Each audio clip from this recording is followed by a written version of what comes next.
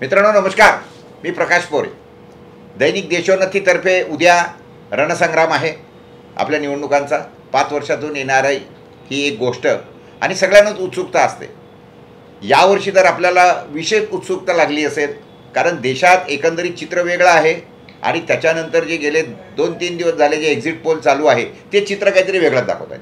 आणि अशा याच्यामध्ये मग आता काय होणार, काय नाही होणार, त्याच्यात काय चाललं आहे, कसं चाललं आहे, मला असं वाटतं उद्या ह्या सगळ्या संदर्भामध्ये चर्चा करायला आपल्याला भरपूर वाव आहे. तरीसुद्धा आज उद्या आपल्या संदर्भामध्ये याच्यामध्ये कोण येणार, काय करणार, मी आपल्याला सांगतोय. उद्या निशांत पोहरे राहील आपल्या समोर. ते आपल्याला सगळं विश्लेषण करून दाखवतील. सूर्यकांत भारतींना आपण ओळखतात, ते सातत्याने आपल्यासमोर येत असतात. आणि या सगळ्या याच्यामधून दैनिक देशोन्नतीचा हा यावर्षीचा पहिलाच निवडणुकीचा डिजिटलमध्ये गेल्यानंतरचा आमचा प्रयत्न आहे. मला निश्चित खात्री आहे की आपण या सगळ्या संदर्भामध्ये आम्ही जे काही करतो आहोत त्याला आपण निश्चितपणे दाद द्याल. मी निशांतला सहज म्हणतो की एकंदरीत तुला काय वाटतं या सगळ्या संदर्भामध्ये आणि जे काही चाललं आहे एक्झिट पोलच्या संदर्भामध्ये, जरा तू जर सांगितलं तर मला असं वाटतं जास्त बरोबर आहे. उद्याचा दिवस हा भारताच्या लोकशाहीसाठी पुढची 10 ते 15 वर्षाची दिशा ठरवणारा दिवस आहे. एक्झिट पोलचे आकडे सगळ्यांनी बघितलेले आहेत, पण त्याच्यापूर्वी जमिनीवरची जी हवा होती किंवा त्याच्यामध्ये ओपिनियन पोल हे जे गेल्या 3 महिन्यापासून जे सगळं सुरू आहे ते प्रत्येकाने बघितलेलं आहे. आपल्या सगळ्यांच्या डोक्यात जो एक जी कल्पना बनलेली होती इलेक्शनच्या निकालाबाबत, त्यापेक्षा अतिशय विपरीत असे शनिवारचे एक्झिट पोलचे फिगर आलेले आहेत. त्याच्यामध्ये अतिशय जास्त कॉन्ट्रडिक्शन्स आहेत. मग ते कर्नाटकाचे फिगर्स असो किंवा तुम्ही तामिळनाडूचे असो, महाराष्ट्राचे असो, दिल्लीचे असो, हरियाणाचे असो, बऱ्याच जागेवरती असे प्रॉब्लेम्स आलेले आहेत. हे कॉन्ट्रडिक्शन म्हणतो म्हणजे नेमकं काय म्हणायचं आहे तुला? कॉन्ट्रडिक्शन म्हणजे जसं उदाहरणार्थ कर्नाटकमध्ये जवळपास BJPला एक्झिट पोलमध्ये त्यांनी 60% वोट शेअर दिलेला आहे. 60%. आता 60% वोट शेअर भेटल्यानंतर 27 की 28 सीट आहेत हे सिंगल पार्टीला भेटणं स्वाभाविक आहे. तरी पण या केसमध्ये काँग्रेसला हेच एक्झिट पोल 60% वोट शेअर असताना 6 ते 7 जागा देत आहेत, की जे टेक्निकली शक्य नाही आहे. त्यामुळे आता हा सर्वे कसा करण्यात आला, सेफॉलॉजिस्ट कोण इन्व्हॉल्व होते, याच्यावरती पण चर्चा करायला भरपूर वाव आहे. तर आता उद्या जेव्हा जसे निकाल येतील त्या हिशोबाने आपण याच्यावरती चर्चा करू. तो हरियाणा संदर्भात काहीतरी सांगत होता. आता हरियाणा संदर्भातली नाही, आता ह्या गोष्टी ह्या खरंच आहेत की हे फेक न्यूज आहे किंवा काय आहे हे अजून याची शहानिशा करण्याची पण बाकी आहे. पण जितकं डेटा 2 दिवसापासून येतो आहे त्याच्यामध्ये बऱ्याचशा जागेवरती विरोधाभास आहे. जसं मी आता तुम्हाला तमिळनाडूचं उदाहरण दिलं, जसं मी केरळच्या संदर्भात त्यांनी जवळपास 20 ते 25% वोट शेअर BJPला देत आहेत आणि 3 सीट केरळमध्ये म्हणत आहेत. पण आता तुम्ही आज JP नड्डांपासून कुणालाही विचाराल किंवा केरळच्या एखाद्या तिथल्या अध्यक्षांना विचारलं की 3 सीट कुठल्या तुमच्या येतं, तर हे कोणी सांगू शकणार नाही. BJP केरळमध्ये 3 सीट कशा घेऊ शकतात किंवा कुठल्या 3 सीट हेही कोणी सांगू शकणार नाही. आणि परवाचा म्हणजे एक्झिट पोल होता तो सीट वाईज यांनी दिलेलाच नाही आहे. ओव्हरऑल एक पॅटर्न म्हणून 350, 450, 400 सीट्स असे दिलेले आहेत. पण तुम्ही जर कॉन्स्टिट्युएन्सी वाईज याचा अभ्यास करायला गेला तर नेमक्या कोणत्या सीट कोणाला जात आहेत हे सांगणं कठीण होऊन जातं.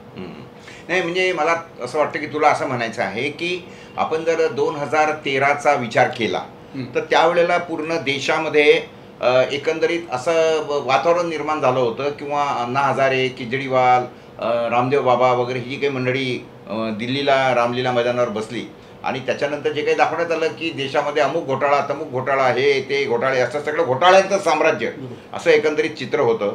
आणि त्याच्यानंतर मग 2014च्या निवडणुका लागल्या असताना मोदी आले आणि मोदींनी म्हटलं की बाबा त्यांना 60 वर्ष दिले, मला 60 महिने द्या, मी गुजरातचा जसा विकास केला तसा देशाचा विकास करून दाखवेल. आणि मग संपूर्ण 2014च्या निवडणुकांमध्ये असे एकंदरीत चित्र निर्माण झालं की आता काँग्रेसला एकदा हाकलूनच लावा आणि एकदा ह्यांच्या हातामध्ये द्या. म्हणजे संपूर्ण जवळपास लोकांचं ओपिनियन जे होतं ते 70-80% हे भाजपच्या तुलनेमध्ये गेलं.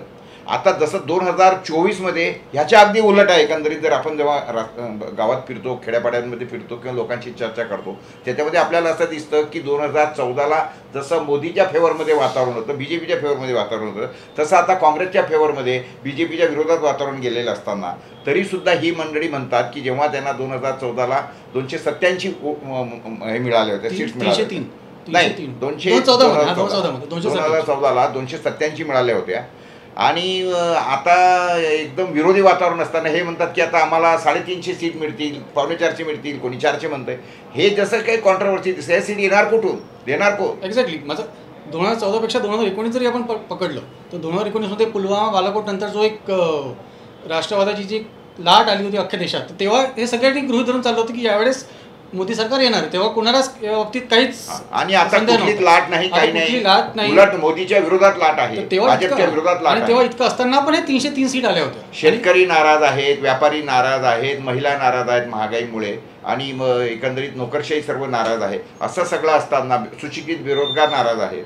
आणि एकंदरीत जे काही या सगळ्या याच्यामध्ये गेल्या 10-15 दिवसामध्ये, महिन्याभरामध्ये, या निवडणुकांच्या काळामध्ये ज्या पद्धतीने मुद्दे न घेता नको ते मुद्दे मोठे करायचे, मग कधी मछली घ्यायची तर कधी मंगळसूत्र घ्यायचं, तर कधी मटण घ्यायचं, तर कधी मग महात्मा गांधीच घ्यायचं, अशा पद्धतीने जे काही चाललं त्याच्यामुळे लोकांचा एकंदरीत खरं म्हटलं म्हणजे BJPच्या संदर्भामध्ये एकंदरीत जो काही भ्रमनिरास जो काही झालेला होता आज या 2-3 महिन्यामध्ये अधिक जास्तच झाला. तर असं असताना आता हे जर म्हणतात की अशा आमच्या सीट वाढणार आहे, तर ह्या सगळ्या गोष्टी एक्झिट पोलच्या दृष्टिकोनातून मनाला न पटणाऱ्या आहेत. आता बघूया, आपल्याला याच्यासाठी काही फार दिवस नाही, तर सध्या पुणे आता 24 तासही 12 तासच उरलेले आहेत. या सगळ्या गोष्टी आपण त्या संदर्भात विशेष चर्चा करणार आहोत. मला असं वाटतं महाराष्ट्राच्या निवडणुकीमध्ये, म्हणजे ही जी लोकसभा झाली, या लोकसभेमध्ये महाराष्ट्राची काय परिस्थिती राहील हा सगळ्यात मोठा कळीचा मुद्दा असणार आहे. कारण बिलकुल पूर्ण देशभरामध्ये जिथे जिथे प्रादेशिक पक्ष स्ट्रॉंग होते तिथे तिथे भारतीय जनता पक्षाला अत्यंत कठीण ही निवडणूक गेलेली आपल्याला दिसून येते. आणि महाराष्ट्राचा आपण जर विचार केला तर ही भारतीय जनता पक्षासाठी आणि उद्धव बाळासाहेब ठाकरेंच्या शिवसेनेसाठी ही लिटमस टेस्ट असणार आहे यावेळेस. कारण कालचे एक्झिट पोल सुद्धा या महाराष्ट्राच्या बाबतीमध्ये बरेचसे एक्झिट पोल महाराष्ट्राच्या बाबतीमध्ये 50-50 अशा पद्धतीचं त्यांनी विश्लेषण केलेलं आपल्याला दिसतं. याच्यामध्ये सगळ्यात महत्त्वाची गोष्ट उद्या काय घडणार आहे, तर महाराष्ट्रामध्ये भारतीय जनता पक्ष आपला स्ट्राईक रेट किती ठेवते आणि उद्धव बाळासाहेब ठाकरे ज्यांनी जेवढ्या सीट्स लढवल्या, मागच्या वेळेस त्यांनी जेवढ्या किती मिळवल्या होत्या आणि आत्ता किती मिळवणार आहेत, हा सगळ्यात महत्त्वाचा मुद्दा ठरणार आहे. याचं कारण असं आहे की शरद पवारांनी निवडणूक संपल्या म्हणजे 24 मेला, म्हणजे 20 मेला आपल्या इथली निवडणूक संपली असली तरी 24 मेला पहिली प्रेस कॉन्फरन्स घेतली. आणि ऑक्टोबरमध्ये येणाऱ्या ज्या महाराष्ट्राच्या विधानसभेच्या निवडणुका आहेत त्या निवडणुका कुठल्या विषयावर लढल्या जातील याचं एक प्रकारे सुतोवाच केलं आहे. मला असं वाटते की उद्याची जी आपली जी काही निवडणुकीच्या संदर्भातली मतगणना आहे आणि जे काही रिझल्ट्स आहे, हे रिझल्ट्स आपल्याला विधानसभा महाराष्ट्राची कशी लढल्या जाईल हे दाखवणारी उद्याचा निवडणुकीचे निकाल असेल असं मला वाटतं आता. आणि त्या दृष्टिकोनातून मला असं वाटतं, काय तुला काही म्हणायचं नाही? तर मला असं वाटतं की आता उद्या उन्हेपुरे आता 12 तास उरलेले आहेत, त्या हिशोबाने आपण आता उद्या या सगळ्या संदर्भामध्ये विस्तृत चर्चा करूया. जे काही दिसतील, मतपेट्या उघडतील, मग त्याच्यामध्ये EVM मॅनेज झालेलं आहे की आपलं काय म्हणतो त्याला, हे एक्झिट पोल जे आहेत हे सगळे मुद्दाम म्हणून तयार केले गेलेले आहेत, काही वातावरण निर्मितीसाठी किंवा मग शेअर बाजाराच्यासाठी. कारण आपण बघितलं आहे की आता अडाणी जे आहे लगेच या 2-3 दिवसामध्ये त्यांना जवळपास किती मिलियनचं हे झालं त्यांचं, आशियामध्ये नंबर 1 झाले ते सध्या. गौतम अडाणी. हे सगळं कशामुळे झालं, कारण शेअर मार्केट जवळपास 2,500 वाढला. तर अशा सगळ्या ह्याच्यामध्ये तर हे सगळं शेअर मार्केटवाल्यांनी केलेलं आहे की EVMचा घोटाळा केलेला आहे की खरोखरच लोकांचा कल हा भाजपच्या कडे आहे, हे येणाऱ्या दिवसामध्ये उद्या पाहायला मिळेल. लोक किती जागृत राहतात, इतर पक्ष कसे जागृत होतात, उद्या नेमके प्रत्येक मतदारसंघामध्ये काय काय भानगडी होतात, त्या सगळ्या पाहणं हे मोठं रोचक असं राहणार आहे. त्यामुळे मला असं वाटतं की उद्याची आपण वाट बघूया आणि निश्चितपणे आपण उद्या सकाळपासून तुमच्या सेवेत राहूया. त्यामुळे भेटूया उद्या. नमस्कार. ठळक घडामोडींसाठी देशोन्नती न्यूज चॅनलला सबस्क्राईब करा आणि बेल आयकॉन प्रेस करा. मुंबई, पुणे, नागपूर, मराठवाडा असो का विदर्भ, राजकीय, सामाजिक, शैक्षणिक क्षेत्र असो का क्रीडा, सर्वच घडामोडीचे विश्लेषण पाहायला विसरू नका. फक्त देशोन्नती न्यूजवर.